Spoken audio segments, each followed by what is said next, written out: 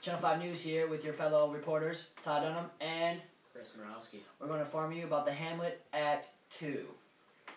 We see Polonius in the act of sending Ronaldo after Lasaris to inquire his son's conduct. He instructs Ronaldo very precisely in the method of obtaining this information. First, Ronaldo is to find out from strangers in Paris about the prominent Danes in the city without revealing that he has any particular attachment to Lasaris.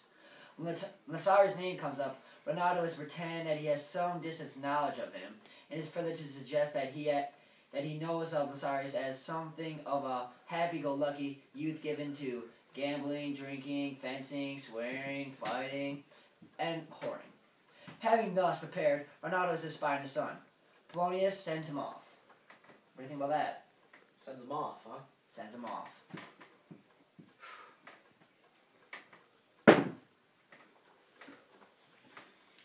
Well, I just got a call here from my man Brandon Wells, and he says that King Claudius has made plans of his own to discover the reasons for Hamlet's supposed madness. He has summoned two of Hamlet's school friends, both to comfort his nephew's son and to try to discover the reason for his distemper. The two scholars are only happy to succeed in this task. After Rosencrantz and Guildenstern leave the royal presence, Polonius rushes in, announcing that he has found the reason for Hamlet's madness. Before he reveals his news, however, he entreats Claudius and Gertrude to hear from the two ambassadors of Norway, who have just returned. Yes? Is that so? Yes, they have just returned. Well, They report.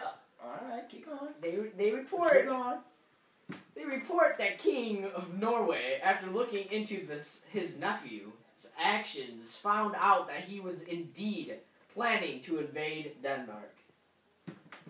The King of Norway, Fortinbras, and ordered him to abandon his plan of Danish conquests.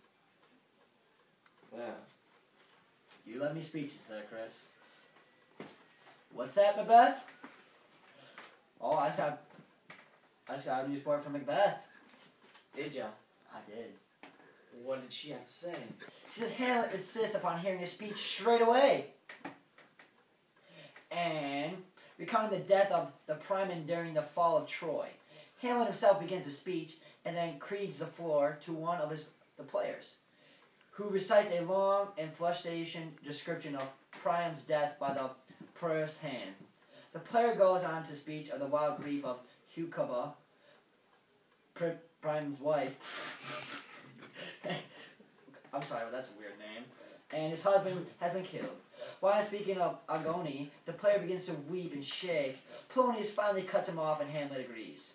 Before the players retire, however, Hamlet pulls up the main player aside and asks him whether the company knows a certain play, the murder of Gonzalo. The player says whether the company knows. They don't know. Honestly. They don't know.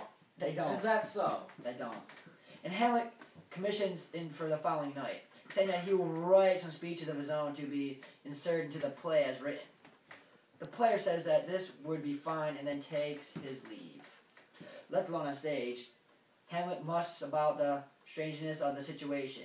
He asks himself, how can this player be so filled with grief and rage over Priam and Hubaka? So how's the time? How's the time? Well, thank you very much.